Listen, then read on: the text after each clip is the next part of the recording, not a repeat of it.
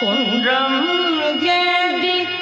குளிர்மழை காத்தவள் அன்று ஞானம்